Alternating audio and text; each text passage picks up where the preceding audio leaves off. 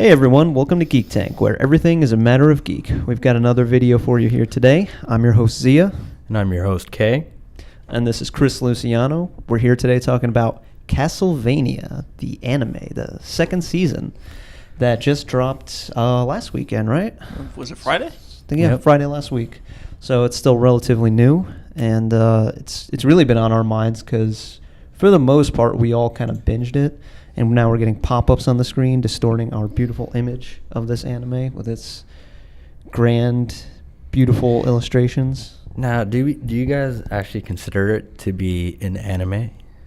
It doesn't look like an anime to me, or it doesn't seem like an anime. I don't know why they call it an anime. It looks kind of like anime, and it's done by a Korean studio, right? So it's not Japanese anime. Yeah. It's Korean anime. I think it's the same people that did Adventure Time. Yeah, my thing is, I guess it's an anime, but I mean, it doesn't feel like an anime. No. It's Castlevania, the animated series. Yeah, we'll just leave it at that. It's Castlevania. 20-minute discussion on what is anime. Yeah, I was like, how come All Might didn't show up in this? My Hero Castlevania crossover? No. And Dracula would wreck everybody. Yeah. Pretty much. Dracula is pretty OP in Castlevania. So yeah, we'll get to that in a second. So let's start. We'll be very general at first. What did you guys think of the series? I thought it was really good. I mean, it definitely fleshed out the story a lot more than, especially considering when Castlevania 3 came out, it's on the Nintendo. There's not really much of a story to go. It's just, okay, you're a good guy, you're in the castle, you gotta go. And you, as a gamer, have you played a lot of Castlevania? I've played a few of them, yeah. Okay, so for you, which ones? Like I've played Castlevania 3 before. I've played the first Castlevania, and the major one that I played is Symphony of the Night, and some of the GBA. Some of the GBA ones too. Yeah. Okay. What about you, Chris? Sort of similar to him. I've beaten the first 3 that are on the NES. I've also beaten Super Castlevania 4. Yeah. I never got through Dracula X. We're talking Dracula X, not Rondo of Blood. Right.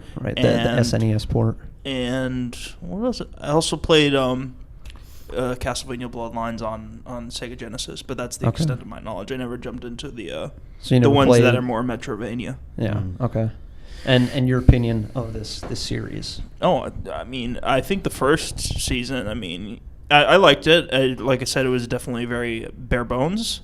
But the second, with more episodes and more characters and really them fleshing out every one of the characters, I say it's just really enjoyable, particularly the second season. The first season is just pretty bare bones, but there's nothing wrong with it either. Mm-hmm.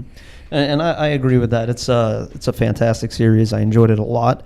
And I'm a huge Castlevania fan, if you couldn't tell from my Castlevania shirt, which I wore specifically for this video. And the panels that you do at AFO. And I've done a panel on Castlevania 2 years in a row now at Anime Festival Orlando. I've played every game in the series, not counting the pachinko stuff that only came out in Japan. But come on, who does anyone actually care about that? So I was really happy to actually see this become a thing, because there had been talks of a Castlevania movie for years, and it just kept getting put on the back burner. And then I think it was 2 or 3 years ago they started talking about an animated series, and obviously now here it is, and it's great. They took a very bare bones plot kind of game and fleshed it out like you said. Mm-hmm. Yeah, I mean, like, especially with season 1, it just, it was only 4 episodes, which is like barely 2 hours, not even. Oh, it wasn't even 2 hours, because the very first episode was like 18 minutes. Yeah, so it's like, they were literally testing the waters. Right. With this show. It's like, okay, are people going to be interested in it? Yeah. Well, clearly it worked. People got interested because it got renewed for a second season, and then now a third season too. Mm-hmm. So. And, to see that, even though it was bare bones the first season, like, you still have that, you understand, like, the motivations of certain characters. Right. Compared to, just like, the old school games, it's just kind of like, yeah, you're a Belmont, you gotta go fight Dracula. Here you go. Okay, so now that we're kind of getting into the story, let's give the spoiler alert for those who haven't watched it. I suggest if you haven't, you step back now and turn this off, because it's really worth watching. It's really good. So now that that's been said, let's get into it. Okay, so the plot essentially is basically vampire hunters go to take down Dracula, who's plaguing the land. He's trying to wipe out humanity, right? So this series basically takes a little bit from each game. You know, you've got a splash of Symphony with Dracula having lost his wife and now wanting to wipe out humanity for having killed her, burned her at the stake as a witch. Yeah. So you've got that. You've got Alucard going against his father. You've got Trevor coming in as this hero who seems to be the only one capable of stopping Dracula. You've got Sypha, who's a spellcaster who's trying to take him out. So they brought in all these elements that weren't really... it's not a story-driven game, so there wasn't a whole lot of characterization behind everyone. And they gave them that. So... I mean, which is really cool, and you know, you could also see some of the liberties that they kind of took with it, like because you know it blends in Curse of Darkness in there. You see the characters from the video game Curse of Darkness with season 2. They bring them in. Do you guys think like this was like a good starting point if to do a Castlevania show? Like where would you guys have started? Which Castlevania would you have started with?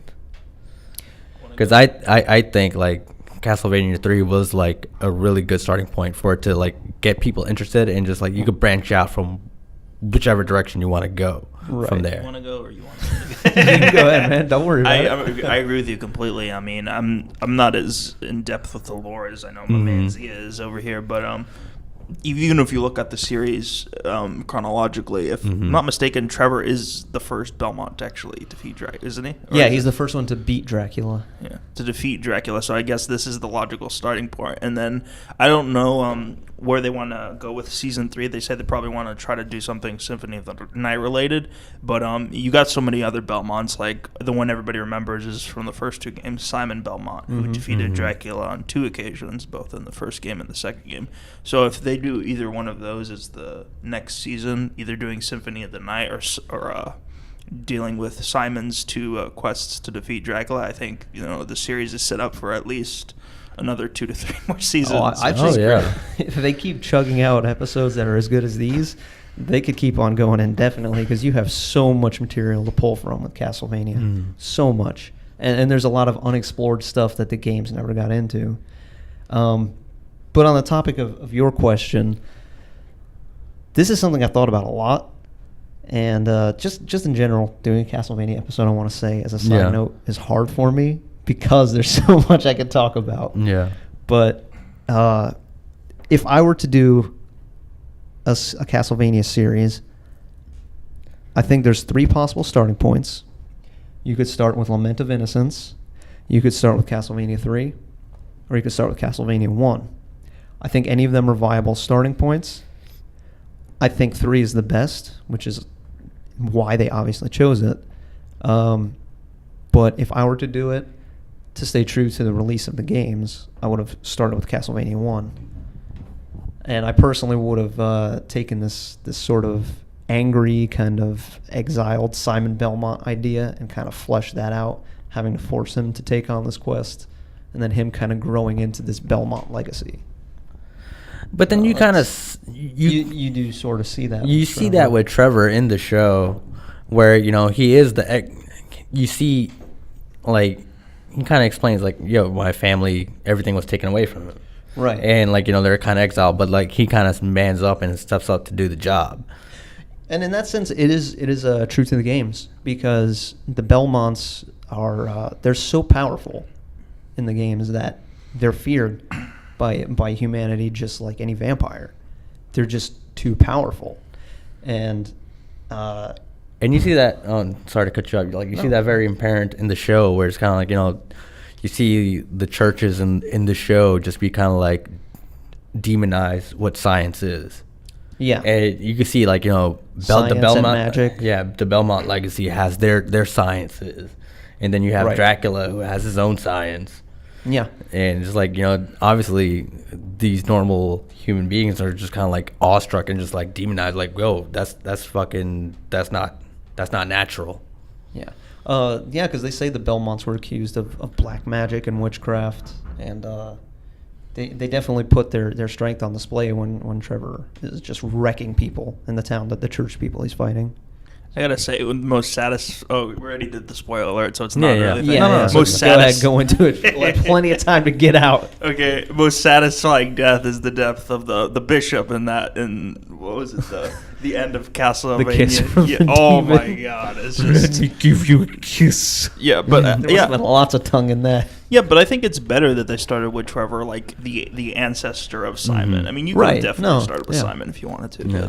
Because if you think about it, this is the perfect starting point, and this is Dracula's first real tangle with humanity. Like, he's really trying to wipe them out now. This is where he becomes the world's big evil. Yeah. And you actually need someone to step up and take him out.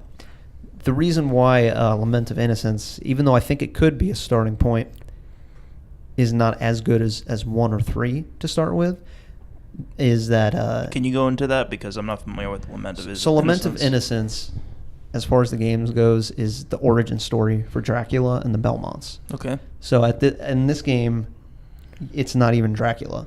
It's the man who becomes Dracula.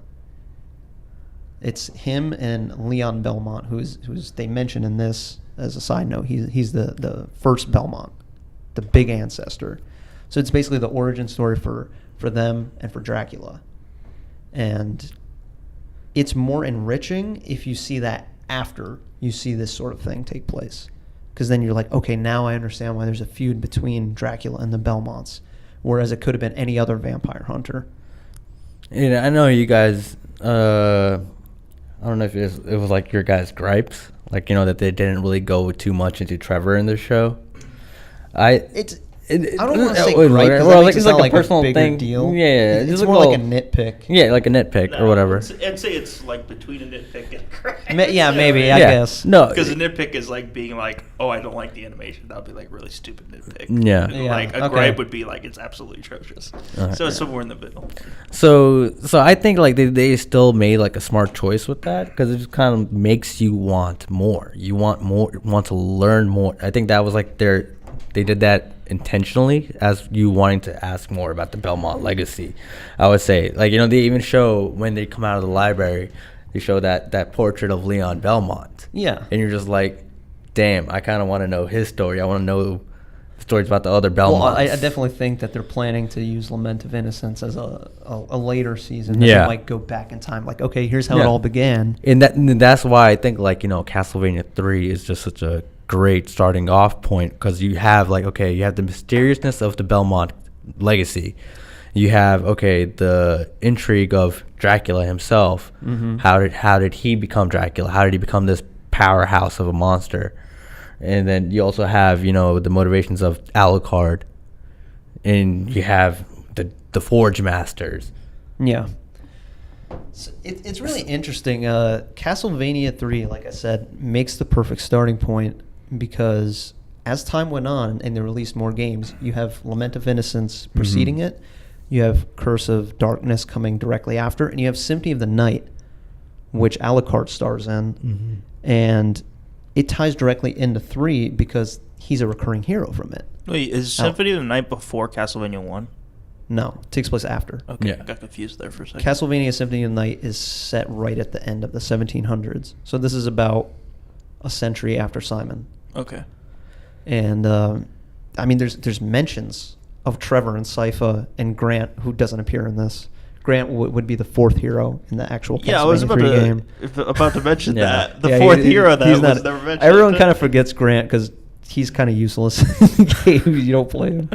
But Well, I don't think the whole thing was that it shows in the game Castlevania 3, going back to it, it shows how vast Dracula had become, because Grant was just was a better warrior in a fight against Dracula, and he got changed into a gargoyle by he gets transformed into a gargoyle. But But it's not spoiler. You're spoiling there's the game hardly 30 any years ago. story in Castlevania 3. But Yeah, so the animated series, it takes splashes from all these different Castlevania games and puts them together in a cohesive way, while simultaneously taking appropriate liberties, and then also cherry picking the best parts of the lore and putting it all together. So that was the thing that most impressed me, and the nitpick that you mentioned, or the gripe, whatever you want to call it, is simply that there wasn't enough spotlight on Trevor. Because for me, when I think Castlevania, I always think conflict between Dracula and the Belmonts. Characters like Alucard do factor into that, and obviously he's a compelling character. That's why they put so much spotlight on him. And that's my thing, where it's like, how do you do that, especially after, like, considering all these games came out already, right? So how do you do a show which Symphony of the Night is so important? And you know, I feel like, especially when you since Symphony of the Night came out, it's hard not to put the spotlight on Alucard, Right, because it's like, that's a it's more like the compelling. Final Fantasy VII of Castlevania. It's like, it's because especially in Castlevania 3, it's going to be a more compelling story to have that the father. No, absolutely. So here's the thing. Let's jump into Alucard's character. Even in Castlevania 3, a game that's light on story, he's a compelling character because you find out this is a vampire who's going against his own kind, his very own father, because he doesn't agree with him. He doesn't think it's right to wipe out humanity. So he waits for someone to come along who's strong enough to help him take down his father, who's just too powerful for him alone. So this character goes against his own flesh and blood. That right there is compelling. That right there, you know, there's got to be a lot of internal conflict going on. So external conflict, that's one thing. You know, you get that. That's very simple to do in a story. But to do that internal battle, that's something deep. So they took that, and it's very easy to turn that into like a compelling story, which they did. So that's why it seems like Alucard is more of a main character than Trevor, who's kind of just coming in from the outside, seemingly no connection to Dracula, and just, I'm just taking down this enemy. I gotta say though, I mean, you said it perfectly earlier. The Castlevania isn't renowned for its story. I mean, so they're like, oh, but there are standout moments. Like again, Symphony of the Night. I thought, even though it's very light on plot, I think there's a lot that your imagination can run with, as far as it goes, because it's super atmospheric, and again, compelling character. Even Dracula, they make very compelling in that, because it's like, okay, he lost his wife. He's not just evil for no reason. He's evil because he's angry that the one love he had was stolen from him. But what was I talking about? Oh yeah, we were talking. Sorry, about not Trevor. renowned for story. No. It's not renowned for its story. I mean, this is obviously from Castlevania 3, and the first 3 Castlevanias, I mean, didn't really have that much of a story, if you can be honest about it. But I mean, Trevor is a pretty.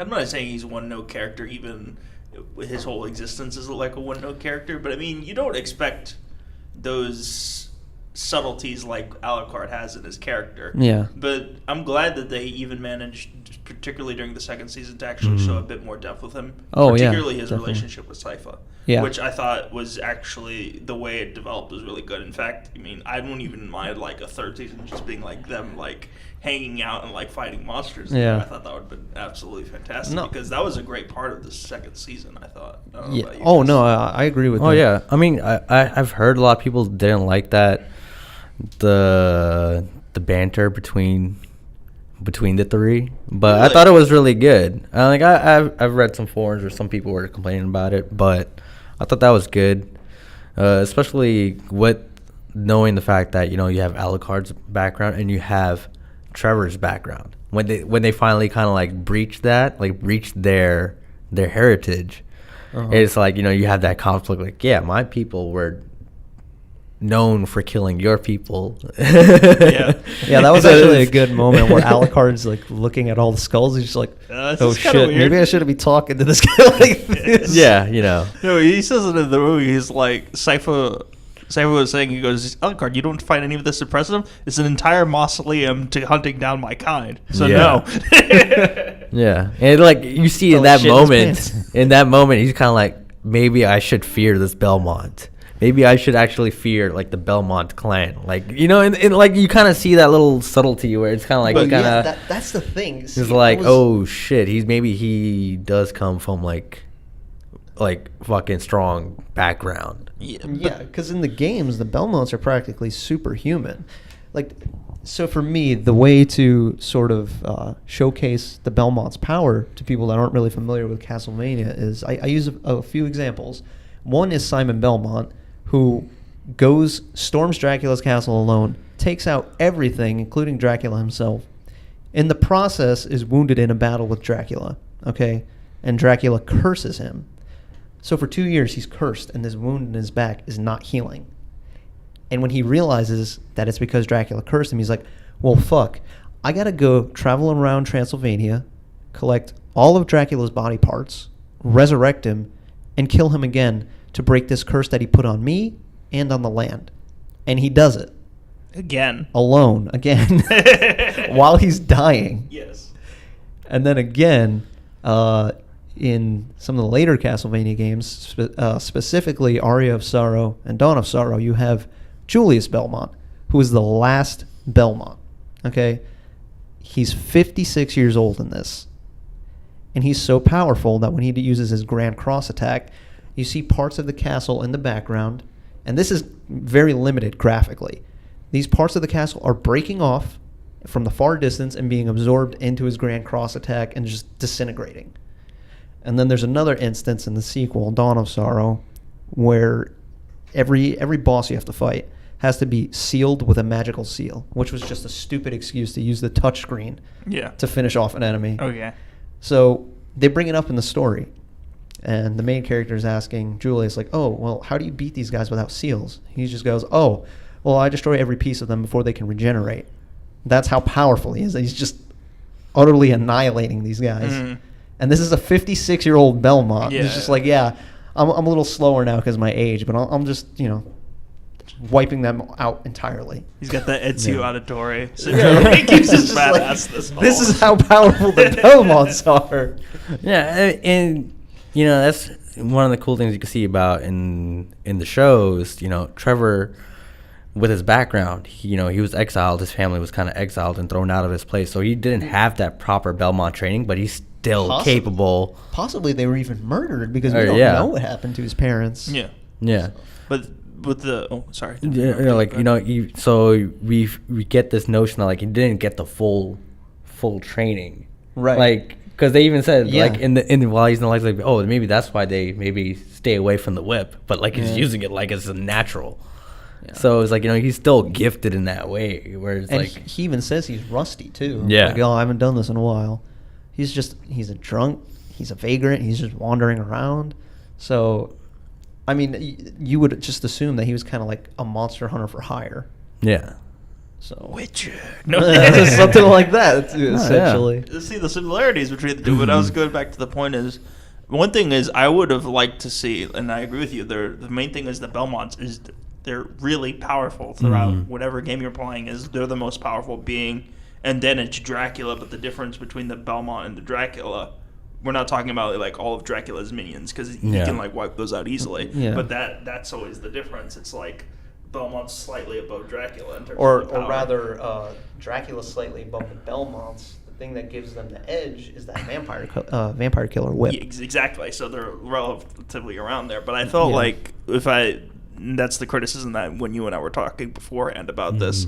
There are a couple moments where you're like, yeah, Trevor's a badass. Like, for instance, you remember when Sypha's trying to activate the spell and they're like inside. Trevor's like, don't worry, I'll hold off all the monsters. Yeah. And he's He killing does them all it. by Yeah. himself. Yep. That's when Which you're was like, really yeah, cool. Trevor's a Belmont. But towards the end, when he's facing Dracula, I'm like, I want to see that was it the Morning Star versus Dracula? I want to see him. Yeah. And- Yeah. I think he only gets one good whip, and then Yeah. after that, Dracula and Alucard start flying through the walls. Yeah. And you're It's like, what? Dragon Ball Z.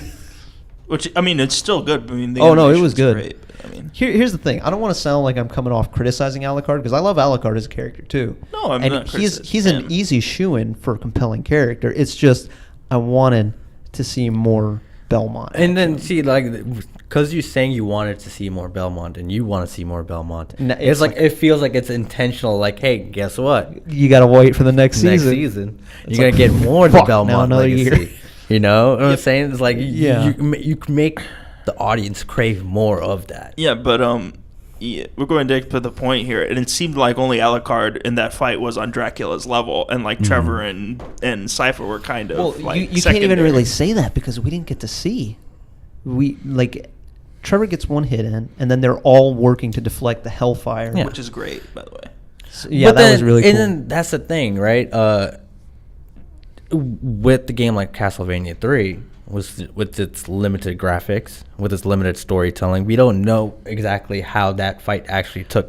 Well, that's the Played thing. out. Castlevania 3, in so many ways, is open to interpretation. Yeah. So So you know them Trevor's teaming up. character, like I didn't originally imagine Trevor would be this kind of guy. Yeah, I would But imagine I it more don't- from Simon actually, if we were going to do it like that. No, I like I said, if I were to handle Castlevania, I would do like a very angry Simon. I don't know why. It just seems like that's how he would be to me.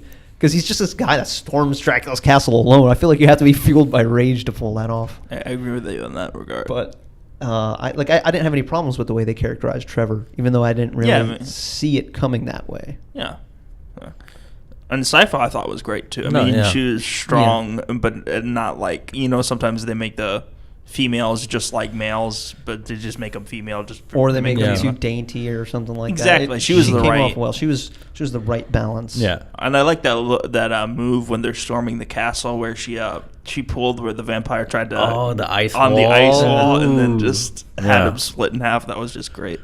But yeah, there's that, and he and I, like I said, have talked about that, and that was my main gripe with season 2, particularly, was the final fight with Dracula. And Right. when you think killing Dracula, that's supposed to be the climax of the game for you because it's the Yeah. last boss. I mean, I would still say it was the climax of the series. The only thing was, I just wanted to see more Trevor battling Dracula. I mean, you could have had that moment with Alucard too. It's just like, show me a little more Trevor, please. And that's another thing I don't. I mean, unless it seems like I'm being the nitpicky bastard now, but I mean that's just who I am. So I was gonna say, Fine. No, It's yeah. gonna be different for everyone. Some people are probably gonna And be then like, that's- fuck you, this is perfect. Man, Alucard should be the only one fighting Dracula. Like, No, someone's no, gonna no, be no. like that. No, 'Cause- like for me, like I agree too. Like I wish I got more of that Belmont thing, but then it's like I kind of look at it like and understand their point, where it's like you have this Belmont that's kind of exiled who really doesn't have that exact kind of a like compelling motivation as compared to Alucard when you put an Alucard into the Right. mix. Well, I think they did a good job of bringing Trevor full circle. 'Cause Yeah. in the first season, I didn't really feel like he had any strong motivations. I Mhm. felt like he was just being pushed in there because of the fact that, Castlevania is about the Belmonts. Let's put him in there. I feel like towards the end of season 1, he started to get motivation because Sypha was getting Yeah. on his ass. Yeah, Kinda. But then But it then that's didn't not even feel like like- it was his decision. Yeah, I agree with Whereas that. in season 2, it's like, oh wait, he's kind of like coming into who he's supposed to be because Yeah. it's improving his life. This is his destiny, what he's meant to do. Yeah, that's what's This is natural his for him. calling. Yeah, as he like when he returns back to the Belmont home and to the library, it's Yeah. like you kind of see in him where it's like something reawakens. it Just reawakens, like you the know, like, Nordic Star. Oh, the sword. All this shit. Oh yeah. That was Yeah. good too. I remember that. Oh, they kept it. The Morning Star whip. Yeah. And he's like going all crazy. And then He's after like a he- He's just fanboy. nutting about it. yeah, and then Oh my and then like God. after he uses like, oh, no wonder they didn't let me play with it. It's like, He's like, oh yeah, this is gonna fucking- hurt someone. Time to kick some ass. Man. But I was going back to, and this is the problem. Whoa, kind of spit everywhere. I hate when that happens. Now, Yeah. and this is something that it took me a while to realize this, but throughout the games, the Dracula fight's always this is the climax for the game for you because he's supposed to represent the ultimate evil, and he's usually the toughest boss. Yeah. Like in Castlevania 3, there's tough bosses in that game, and then there's the Dracula end fight, which makes you want to like throw your controller against them. Yeah. My thing is, at the end of the anime, the final, Dracula dying, which was inevitable because he's facing the Belmont, but it felt more like a mercy killing. And to me, Yeah. I Yeah. still don't know how that sits right with me because it's supposed to be like killing Dracula should be like yes and not okay. I'm just putting him out of his misery. Yeah. Does that sort of make sense? No, It I makes sense, understand. especially when you're coming from the video game perspective. I mean, I was a little sad I didn't get to see him transform, but as far as creating a compelling character as opposed to just a villain, they pulled that off wonderfully. I agree. And I agree. I love that. I love when they turn Dracula into this sort of tragic hero, which I think that really comes from Francis Ford Coppola's Dracula. Have you seen that film? It's Francis Ford Coppola did one. Are you sure? Yeah. The one with Keanu Reeves. Yeah, the one with Keanu Reeves. Okay. He did. It's called Bram Stoker's Dracula, and it's sort of like the novel, but it's also not. We got to get our thing back up. There we go. We're back. So they kind of turned. That was a very weird movie in that it was like the novel, but also not. So it's like they took most of the same events and then just twisted the perspective. So Dracula was the main character. Okay. And I have no problem he's with a that. very he's an anti-hero essentially. No He's problem with it's weird. He's a villain and he's not. You feel sorry for him. It's sympathy for the devil, that trope. Okay. And I feel like you see a lot of that with Dracula in media after that. Yeah, and I personally love the way he was characterized in the anime. I thought it was absolutely great, and the fact that I think the thing is that he wasn't intimidating till he needed to be because he seemed sick of everything. He's just like, I'm sick of you vampires always scheming. Yeah, Because being retards. Because it's just you see like it gives you that sense of like he's been on this earth for so long and he's seen it all, and the one thing that he adored finally like found something new that made that was made him, taken away from him. So he's just like fuck everything. Yeah. So it's just you just see him in that, like you see that in his character, and we're just like even with like the generals, which is pretty awesome. I think they kind of fleshed out that vampire world as compared to the games. You don't really have as much of that. No, you're absolutely right. Surprisingly, vampires play a pretty small role in Castlevania. You just see Dracula, really. Dracula, Carmilla, Orlocks. That's about it. Are they all actually in the games? Carmilla's in most of them. Really? Orlocks, I think, is only in Symphony, and he's a pretty cool character. He's sort of like a weaker version of Dracula because he's a vampire that has his own little quarters within the castle, and he transforms as well, and he shoots fire. So. But Oscar and Isaac, is that for Castlevania guy? Was that Hector, just no. totally, in the anime and not in the video games, or were they actually part of it? Hector and Isaac are from Curse of Darkness, which is the direct sequel to Castlevania 3. Oh, really? Yeah, so it's implied that they had some part in Castlevania 3's story, but since this came afterward, obviously you're not going to see it in the original game. But let's actually jump into them now because we've talked about the heroes and we've talked about Dracula, but Hector and Isaac took a pretty damn big spotlight in this. Yeah. And I was loving every minute of their stuff, especially Isaac, because Isaac was kind of just like woohoo bad guy, kind of like flamboyant bad guy in Curse of Darkness, whereas they completely changed him in this.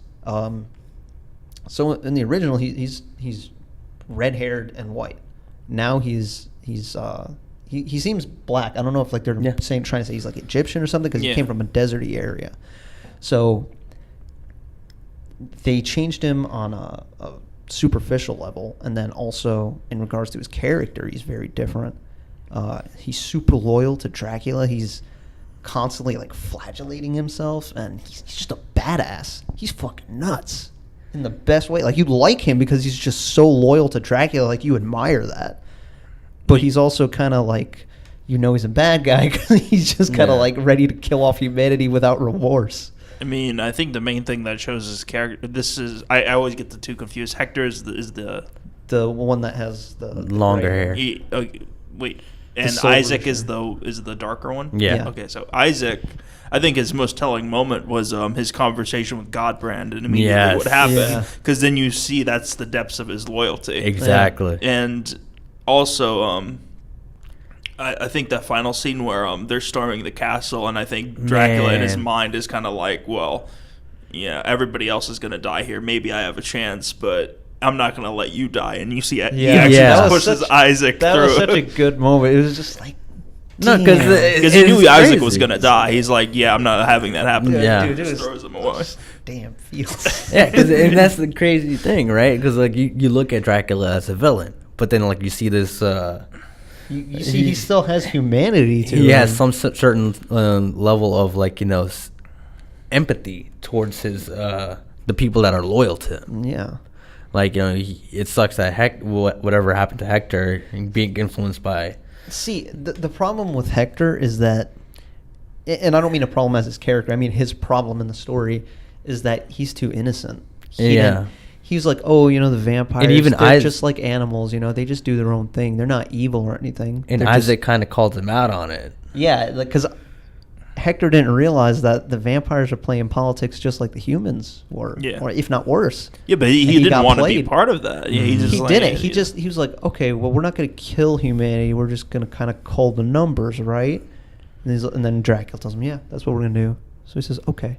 Like he was even though he's kind of doing something bad, he's sort of innocent about it.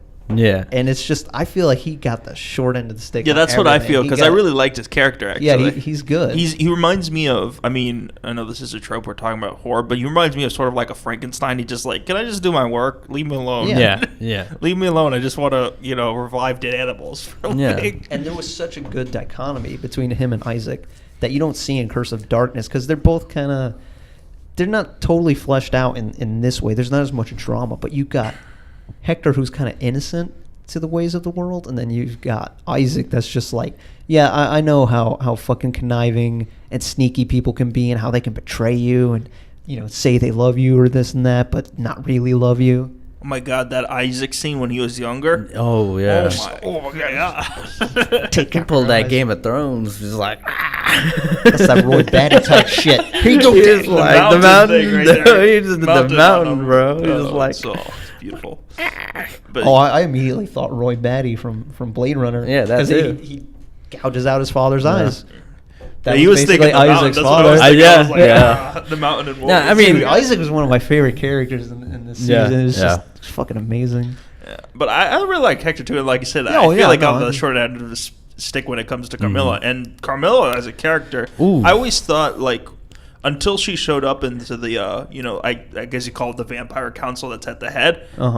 Like Godbrand is pretty. I mean, he's pretty one note, and like the rest Yeah. of the vampires, Well, they seem I pretty- enjoyed Godbrand. He was funny as Godbrand shit. is like the jester of the vampires. Yeah, in a sense, He He's thinks just kind of like, he's so pompous and thinks he's so great, and then it's just like little Godbrand. Oh yeah, man. Can we talk about like how Dracula? I always wanted to see more. Of him Oh in the yeah, TV just show. more of him and being menacing Yeah. and all that stuff. But it's just, oh Yo, my god, when he is, it's just when it's his a eyes presence. turn red and the moon turns red because of his eyes. I'm just like, oh shit, it's getting real. Even the funny thing was, we were talking about that epic Godbrand scene. Equally intimidating was when Carmilla walks in and she starts questioning why he didn't turn what's his Yeah. name of his wife, Yeah, Lisa. Lisa, into a vampire, and then you The see fire. and then you see him just like, you in my room now. He goes, what purpose does it serve you to anger me? And she's like, I think I misplayed this situation. Yeah. Let me do a 180. Let me backtrack. She's like, I think I misplayed this. Made an enemy of Dracula. That's not good. Like, what'd you say to me before? Like, say it again. I want to hear it again. Let me bitch slap you so hard. No, yeah. Well, when Dracula needs to be menacing, it's just great. Even like and during the fight, it's just like him just powerhousing through the Yeah, fucking like gets hit by taking the Morning Star. He's It's just taking like- the hits, but then he's like, "Fuck you, Alucard!" Like, boom, boom, just smashing him and all this shit. The thing was, I didn't know about you, but I didn't know. I haven't read the books like he has. I'm not as big as a vampire guy as he is. One thing is, I never expected the speed to be there because I'm always thinking Dracula from Castlevania games. He's more like he turns into this hulking form and he tries to like laser fire you to death. So yes, in most of the games, just because they're kind of slow-paced games. Yeah. But if you've ever played Order of Ecclesia, I haven't. okay, Order of Ecclesia, this man just, instead of doing his typical teleport, he's kind of just like phasing out and then just all of a sudden it comes back and is like bum rushing you, doing that kind of shit, like slamming you down and hitting you physically. So I like that. I like that Dracula can do that. Dracula's a big guy. Dracula's a centuries-old vampire who's swallowed countless souls. So it's like he should be that powerful. Yeah, he should have that physicality. No, but at the same time, it wasn't like okay, I'm going to make another anime comparison here. If you look at Alucard from Hellsing, he wasn't OP. Like the Dracula in this one wasn't OP. He was still beatable. Yeah, which I think made him a lot. But then more I effective think as a result. like even though he was like more beatable, he didn't really, get beat. He wasn't. Yeah, beat. he wasn't. He kind of gave up. He kind of gave up because like he kind of yeah. I actually thought that was a really good moment. It was really effective.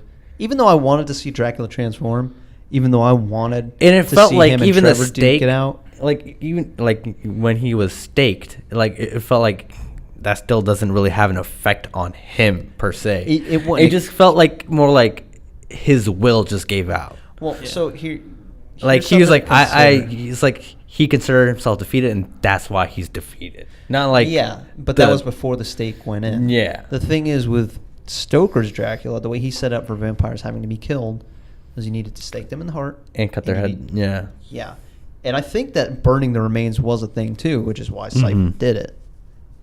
My memory is a little hazy on that part, but then you have that like that 3 trifecta, Yeah. It's like, okay, so Alucard stakes him, Trevor cuts his head off, and then Cypher goes in for the finale of just turning him into ash. So it's like, in a sense, even though the story was more centric on Alucard, they all had a part to play in his as defeat. far as those 3 heroes go, he seemed to have the more compelling case, which is true. Yeah. Because it's father versus son. But I mean, even at the beginning, you could see like, I think it was Alucard. He already knew Dracula's strength, so he was taking him seriously from the get-go. Oh yeah, and Trevor and Cypher were like, I just killed like 6 vampires. Yeah, Dracula's gonna be like, no, holy shit, he's destroying me. Hits him with the Morning Star. Think I'm a normal vampire? And he's like, I'm in trouble. Yeah.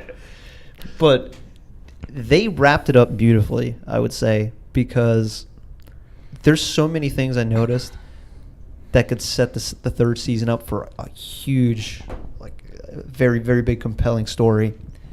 So consider this. When they killed Dracula, you saw all of that darkness, like the skulls and spirits or whatever leaving him.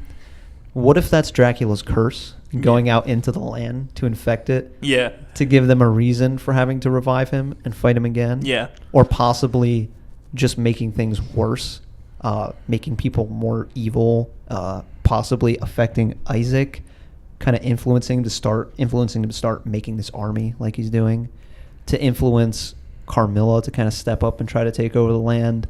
All these different things. Yeah, because I never played Curse of Darkness, so is like Carmilla an important part in Curse of Darkness? No, but Death is.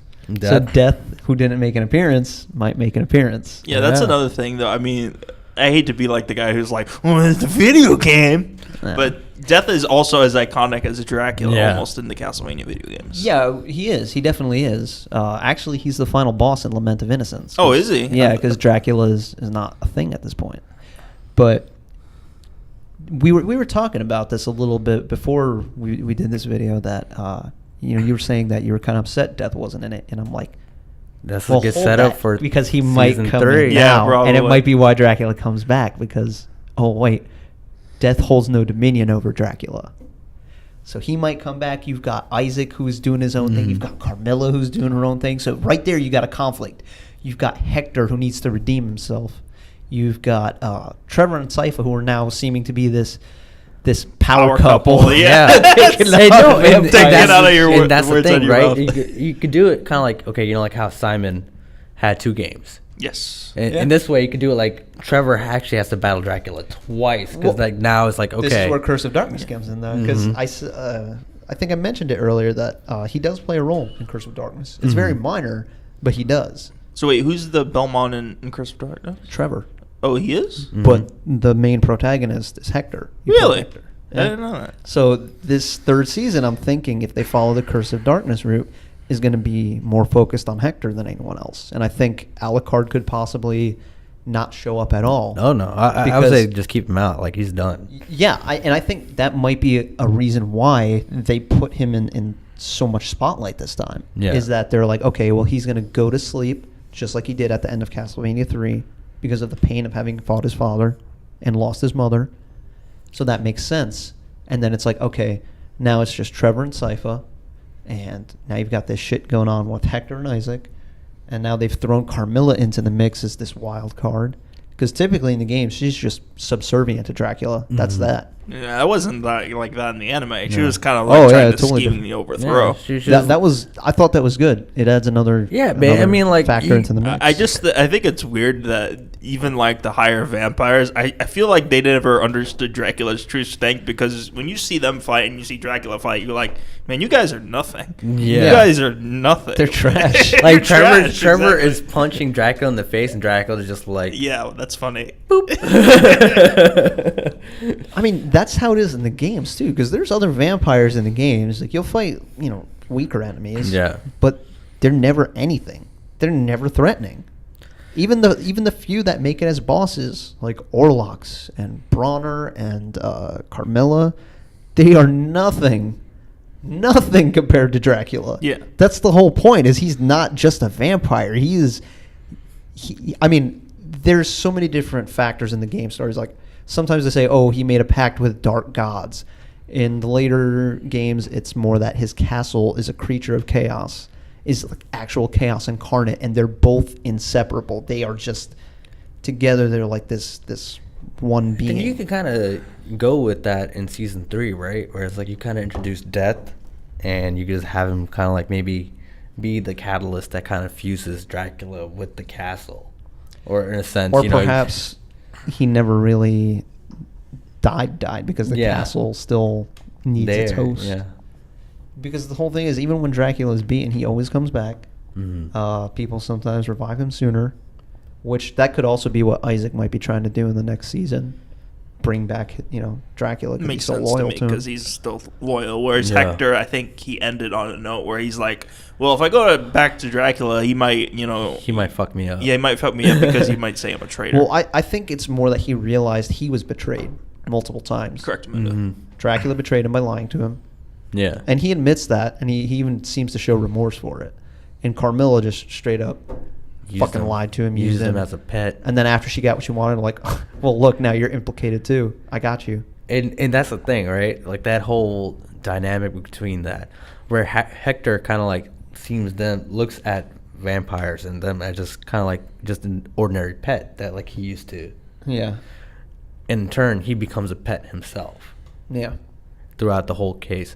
And then it's great to see this show like Castlevania have like that political intrigue, kind of like Game of Thrones. Dude, I wish they did It's- more with it, actually. Yeah. I was just like, oh, this is great. I think they probably will do more in the future Yeah. because now it's like they've really shown that they've got it. They've got what it takes to make something really Mhm. good, and they'll probably do I more was with the budget. actually going to ask you, as somebody who's actually read the original Bram Stoker Dracula, we were talking about how Dracula is like the god of vampires in terms of his power in comparison. Is it like that in the Bram Stoker novel, or what is it like? Hard to say because you don't really see an extended vampire universe. I mean, you see Dracula's underlings, but those are his underlings. You don't see anything at this level. But as far as the novel fits into the Castlevania games timeline, it's in there, but you can only take certain events from it. Other Okay. things were like reimagined. So, for instance, the ending is totally different. In Castlevania, it's Quincy Morris who takes down Dracula, not Jonathan Harker. So, well, both of them take him down in the novel, but in Castlevania's timeline, it's Quincy Morris defeats him with Vampire Killer, and dies, and his son John Morris sees this happen. Quincy Morris, who was not married or had any children in the novel, so it's kind of like that. It's a little wonky. They just kind of like shoehorn it in for the sake of having it in there. I'm really excited when it'll come out. And the funny thing is, I'm in an animation class right now, and my teacher is a big weeb, and he and I were discussing the Castlevania anime. So it's definitely, I'd say, one of the more mature animated ones. I mean, Actually got really good dialogue, a lot of tender moments, particularly between Sypha and Trevor, which I really enjoyed. But like I said, that besides that little gripe towards the end with the Dracula fight, I think I don't think it could have been possibly done better. Yeah. And I said to you, I mean, if they didn't even have to finish it with that season, if they wanted, they could be like, we have the knowledge to beat Dracula, then make another season of them actually beating Dracula. Yeah. But, I'm actually glad they wrapped up the fight with Dracula, because if I had to wait for that, I would have been kind of salty. Yeah. Just like, even though I wanted people to with see him what's gonna transform. happen now. Just let it drag out. That's what Game of Thrones is good at doing. It just let it drag out. I'm glad they just kept hitting the beats going. Yeah, boom, dude. boom, I mean, boom. when they play Bloody Tears. Oh my god, Yeah. I was a happy Episode 7. fanboy. And I'm so glad they didn't, you would think, okay, now they got the budget for season 2. Or, they got the green light for season 2. We're gonna put Bloody Tears in every single scene where Trevor is. I'm glad they didn't do that, and they held it off for the pinnacle moment, the climax. Exactly. Which final put you battle. in Bloody Tears. And I like the whole thing is because they're using their aspects to complement each other, whereas Oh, at the yeah. beginning, they're like, how do we fight together? Yeah. No, yeah, definitely. And I love that banter. I'm a big fan of buddy cop stuff, and you're buddy cop movies. So having that banter between Alucard and Trevor. They seemed kind of like teenagers. Like, fuck Yeah. you, no, fuck It you. seemed like this is you having an older brother, because it was like, can you two not kill each other while I'm gone? Sypha says that to Yeah. him, and he goes, eat shit and die. Fuck you, asshole. Yeah, yeah. Even in the end, before Alucard goes back into the castle, he's just kind of like, Yeah. Fuck you. angsty teenager Alucard. But I hope whenever they do decide to do Symphony of the Night and bring him back, they bring back the more mature stoic. Alucard. That he's been stoic sleeping, that you see in Symphony of the Night. Because it makes sense. He would be older, and he'd kind of just be a little more mellow. And stuff. mellowed out, jaded, whatever you want to say. I'm definitely excited to see what the future's going to bring for this. When they get to Symphony of the Night and Lament of Innocence, I'll be real happy. Yeah, but that's the thing, though. I think that's where they're intending to go next. They said season 3 they're most interested in doing Symphony of the Night, which I think is kind of weird. I'm like, That's interesting, because it seems like they left this open for Curse of Darkness. yeah. And I'm just big time. I want to know what's going to happen with Hector and Isaac. I mean, come on, you can't leave Hector's story up in the air like that. Or Yeah. Isaac's, man. Because Yeah. Isaac is just... Dude, God, just Isaac that- is going fucking full badass. Yeah. He's just my master saved my life for a reason. I'm gonna fulfill that reason, whatever it is. Talking I'm about gonna- most deserved deaths, that guy by the Oasis. Oh Yeah, oh yeah. Him and the that, bishop with the most deserved deaths in that Oh, TV yeah. show. that dude just comes off like a straight douchebag. It's like, really, man? Really? You just have to be that guy? I know you were probably in full excitement when Sypha was like, yeah, that's all magic is your intent. Yeah. Yeah. I was Oh, like, yeah, they got it right. It's like, yeah, it's just, it's very dependent on your intent. So Uh-huh. I'm pretty sure when you saw it, when you heard all that, you're just like, Just like, hey. you look like Deku from My Hero, like, yes! Got it right. Yes! I like how she's just like about her own people. Like, oh yeah, it's actually kind of stupid that we don't use books, because look at this place. This is amazing. Yeah. It's kind of true. It's like, how much can you store up here versus how much you can store here? Yeah. It's just great to, leave that mysteriousness with the Belmonts. It's like, damn it, I want to know more. You guys need to make more. And I really hope they do. Yeah, I'm pretty sure people are totally enjoying it. And Yeah, And I think this is. Oh, go ahead. Sorry. I was gonna say, just as like a little side note, like I like how they go into the Belmont's history. They're like, oh yeah, we're actually not even from here originally. Mhm. We followed the business, because they're like, oh yeah, originally we're from France, and it's like, you know what? They never touched on that in a Castlevania game, but it makes absolute sense because Belmont, that's a French name. I one thing is I hope this anime does is it inspires people pick up some of the older Castlevanias, like Symphony of the Night, or if they want to go even older, to go back to the originals, because they're masterpieces for their times. Right. And they stand the I still think they stand the test of time. Absolutely. Yeah. Except Absolutely. two. Two is one of the ones that... We can talk about that some other time. Yeah. But, no, Symphony of the Night, that's a game that even people that aren't really much of a gamer can play, because it's relatively easy. And it's... The focus is not so much on the combat as it is on the exploration. It's super atmospheric. It's fun all around. And if you're a gamer, you definitely need to play it, because it's, like you said, it's a masterpiece. It's one of the games that stands the test of time. It's still fun today, almost as fun today as it was back in its time. And you know, as much as people give Castlevania 2 shit, I still think 1 and 3 really hold up in terms of platformers. Oh, yeah. Yeah, for sure. I would say 1 more so than 3, unless 3 you're talking about the Japanese bullshit. version of 3. Because 3's got bullshit moments. I will say that. Be the first to say that. Yeah, because the US version, it's like the damage just keeps increasing the further you get in the game. So it's like 4 hits when you're facing Dracula. Oh, no. Oh, wait, is it 4 or 3? I thought it was 3 hits. No, you're right. It's 3 hits. It's 3 hits deaths. By the end, 3 and he's got hits deaths. 3 forms. Whereas in the Japanese version, it's like certain enemies will do 2 damage, certain enemies will do 3 damage, certain enemies will do 4. But again, US version, it's just once you get to the last part of the game, it's like everything's doing 4. Even the same thing with Castlevania 1, because in Castlevania 1, like in the beginning, the vampires are hitting you. You're like, okay, two little bars of health. And when you get to the end, like you're facing death, it's like whatever hits you, it's like automatically 6 health bars, and you're like screwed. But luckily, you have the holy water trick. Or the triple shot holy water. Yeah, I had the triple shot boomerang. You just go. Oh, you gotta learn the power of the holy water. Freezes them in place. They can't do shit. Oh yeah, that's a good part of it. I just stand there. Actually, I was watching speedruns of Castlevania before I got here. Man, those people are crazy. You'd be the first Castlevania in 12 minutes. The best I've done is I beat Castlevania 1 without continues, and I beat Rondo of Blood without any deaths. But damn, that's not anything like these speedrunners do. Anyway, we're off topic. We're talking about the game. which is understandable. I mean, it is. Like I said, with this series, I had a hard time starting off this video because I'm just like, there's so many things in my head right now that I want to talk about. How do I just stick to one thing? I think I got better as time went on, but at the start, I'm like, I don't know what I'm trying to say. But yeah. So where do you guys individually want to see in the next season? Do you want to see Curse of Darkness? Do you want to see them go into Symphony of the Night? I want to see Curse of Darkness. I want to see them get right into that shit because they left this up in the air.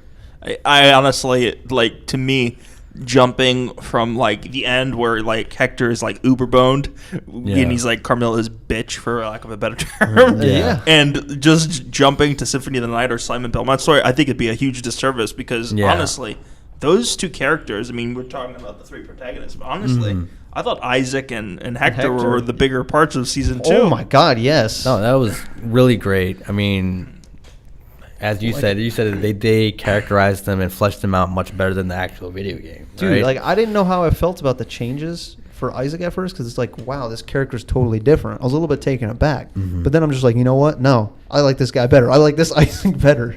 He's so much cooler. So I definitely want to see that, and then from after that, I would prefer after they get done with Trevor and Curse of Darkness. I want them to go to the Lament of Innocence route. Because like when they show that portrait of Leon Belmont, I was just like, yeah. They do need to go into Lament of Innocence at some point because we need to know why it's the Belmonts who need to be facing Dracula and not someone else. Why are these guys so prepared, whereas no one else is? And then, they never played Vampire Killer, right? Yeah. You use Lament of Innocence once he gets the Vampire Killer. No. Lament of Innocence needs to have Lament of Innocence in it. That's the very like haunting, depressing kind of piano. Yeah, I mean they should have that for sure. But like once you get to the origin, Vampire Killer needs to be for Simon. Really? Needs to be Okay. for Simon. What I was gonna say though is like we're talking about the whole history behind it. I don't know about you, but I got the same feeling when you first look on the Belmont archive. Like it's sort of like them finding the treasure at the end of National Treasure, or Yeah. or like the Jungle Book of like the Jungle Book. Hey, they get trapped in there too, just Yeah. like in National Treasure.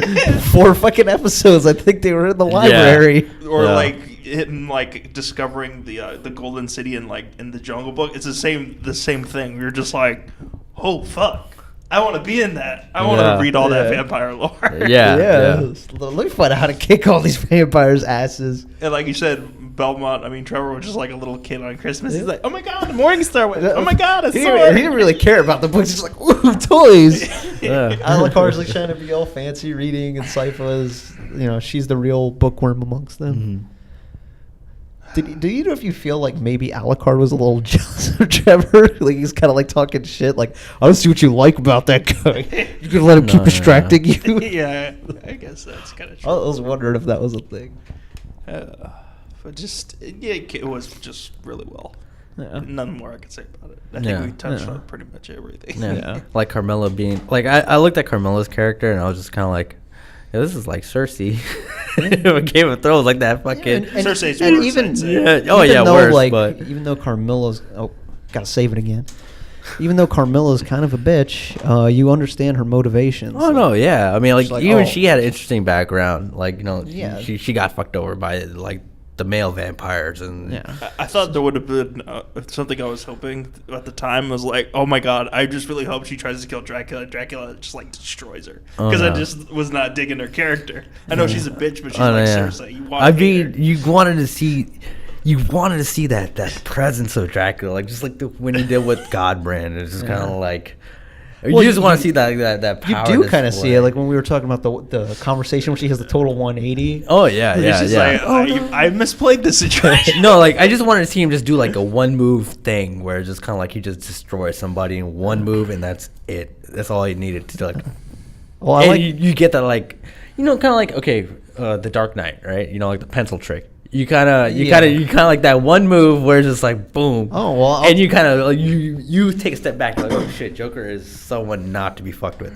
Like, Well, I mean, I guess Dracula kind of has his pencil moment when they're showing his flashback when he's wiping out the village. Yeah. And just goes to the one Yeah. dude. We're just like, oh, let me just bathe in your raining blood. and then like the funniest thing is the way he's just telling his story. He's just kind of like he's just like He's yeah. disinterested. He's just like, I've used done to it care all. about the He's like- details. And that's the thing. It That's used the to be great thing fun. that kind of shows his age, like of how powerful this dude is. Like, yeah, I'm I've on done God it mode. all, and I'm disinterested with this shit no more. Like the one thing that I finally gained an interest for, they fucking took it away. Yeah, he used the Konami code.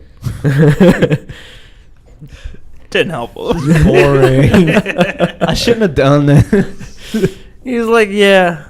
I didn't have to kill them all. I mean, that wasn't my intention, but I was there and I was like, fuck it, why not?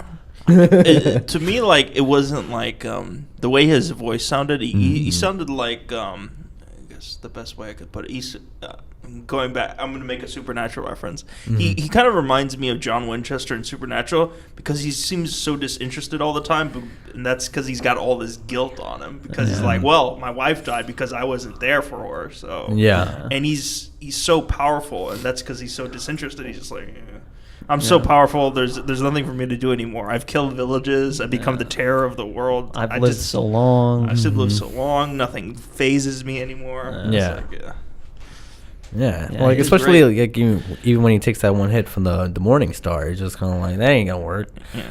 He was surprised though. He was like, "Oh No, I thought that was the point where you kind of see him come alive again. Like he's like, this is a battle. I He's kinda know, in that yeah, moment, yeah. and he didn't give up until he realized like what this was all making him do to his own son, Yeah. the last piece of his wife that exists on the face of this earth. He's Yeah. like, this is my son. boy. This is my wife's son. I'm killing him right now. Yeah, It's and like in that none of whole this was thing worth of, it, like was it? showing them in his room too. It was just kind of like Yeah. impactful. He's It like, was just we kind of built like this together. yeah, we had happy moments. I did have like happy moments. I mean, this show does a really good job at painting like the church has a bunch of arrogant dicks because you remember that scene where they stormed into Lisa's place? Yeah. And she's like, this is all science. And they're like, no, it's not. It's witchcraft. Devil. No, yeah. The devil. Yeah. You guys know science at all? They're like, no. We just read everything for the Bible. Well, But that was but one thing I did have a problem with. They kind of made it like it was so like black and white with the church. Like they needed to put some good people in there. But then that was during the time period, though. I mean, this is when, like, Middle Ages, they kind of had a monopoly, so to speak. You could say, like, there was shit like that going on during that time. Yeah, where it's like, witch someone hunts. can just be like, hey, that person's practicing voodoo, juju. No, and no, the that church much would is- go in and just be like, fuck you, get out. That much is true, but you'd have to figure that not everyone in the church can be corrupt like that. There's got to be some good people. And you can see that there is something to it because, they make the holy water more than once. They do it in the first season, and then they bless the entire fucking river in the second season. Yeah. In, what was the town? Brela. Brela, yeah, the port town. That was crazy, too, when they blessed all the holy water there. So I was confused. This may be something you explained. Did Carmilla want that to happen so she could storm the castle and kill Dracula? Yeah, that was a ploy. Yeah. Okay, that was. I was just making sure.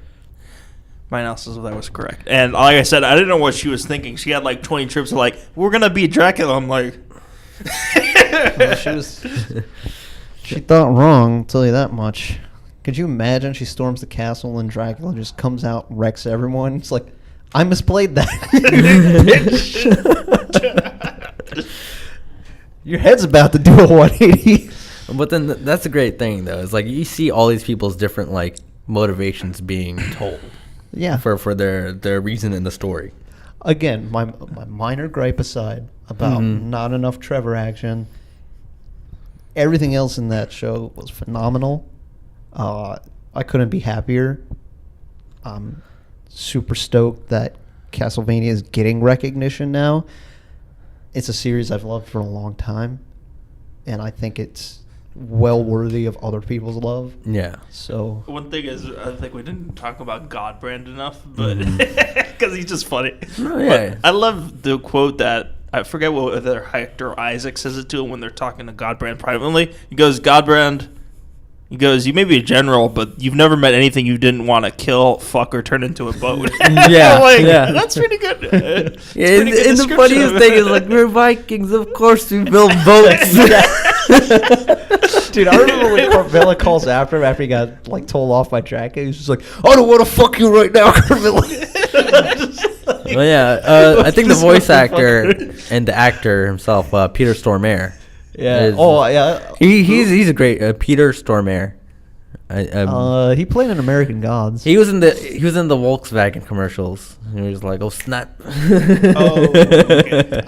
I knew his voice sounded familiar. Yeah, when I knew it was hearing him too. When I heard it, I'm like, he usually play. It's funny because like he is from Sweden, and they usually cast him as like angry Russian dude, Yeah. angry Russian gangster, and all Dude, this I love his stuff. voice. No, but he's really good. And one of the lines that sticks for me from the show though is Alucard talking to Dracula, and he says to him, he goes, "You died when Lisa died. The rest, everything else is just borrowed time at this point." Yeah. This is just the world's longest suicide note. Exactly. Yeah. And then one of the other things that I love too is like they're all talking about Trevor's childhood. Trevor's like really not trying to touch upon his childhood. Yeah, Like, he's I like, didn't have much of a child. deflect. And then he's like, and then even Alucard like jumps in. It's like, damn, you really didn't have much of a child. And he's like, fuck you, your dad's Dracula. They start laughing. So that was a really good dark humor. Yeah, yeah. It's like, fuck you, man. Your dad's Dracula, bitch. Yeah, that's what he says. Alucard says something along the lines of, he goes, well, you had lesser childhood than me, and my father's Dracula. They just all start dying. Yeah. It's true. Oh man, I think that's a good stopping point. Now, this is like you guys need to really watch the show if you haven't. I don't know what the hell you're doing watching this video because we're going all into it. We told you spoilers. So if you did watch this and not watch the season, don't be complaining to us in the comments. But do tell us how much you love this. Yeah. No, they'll probably be, Castlevania. instead of like, you ready to spoiler, he goes, you didn't tell me you were going to spoiler warning all the games. The games What have been spoilers? There's hardly any story. Exactly. Do you know how much digging I have to do to find the lore just because I'm like, I want to know more? Complete like 7,000. Watch all the quests. developer like interviews and shit like that. I know that series like the back of my hand. I know how what's lore is like all over the place. Yes, so if you ever want recommendations for which games to play, Hit him up. hit me up. Ask in the comments. Contact me on Facebook. You know, I'm old school Castlevania for Yeah. life, though. Yeah. Before Symphony of the Night. If you want more than just old school, I can recommend those too. I think that's just about wraps it up. Yep. What do you say? All right. Thank you for watching our video. And we'll see you next time.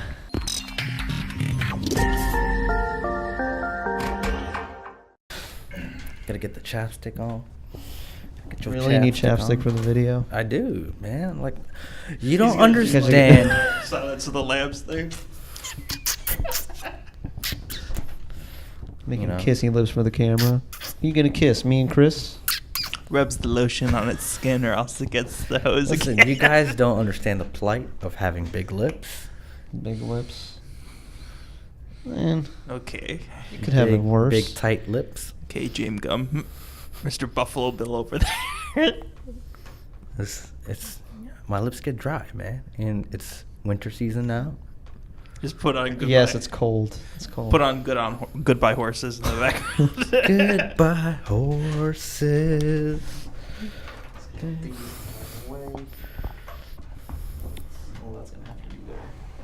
There you go. All right. Wow, now I'm getting hit by the itis. That fucking toasted food. I'm tired. It's so good though. I'm starving. I didn't eat anything. I'm gonna kill all of you. He's hangry. I get hangry too. That's how we are most of the times when we do these videos. It's just kind of like we don't eat anything. Yeah, we didn't eat anything before the Marco video. I was hungry. Anyway, let's get started so we can get to eating or getting caffeine for me. Anyway, 1, 2, 3. We're going.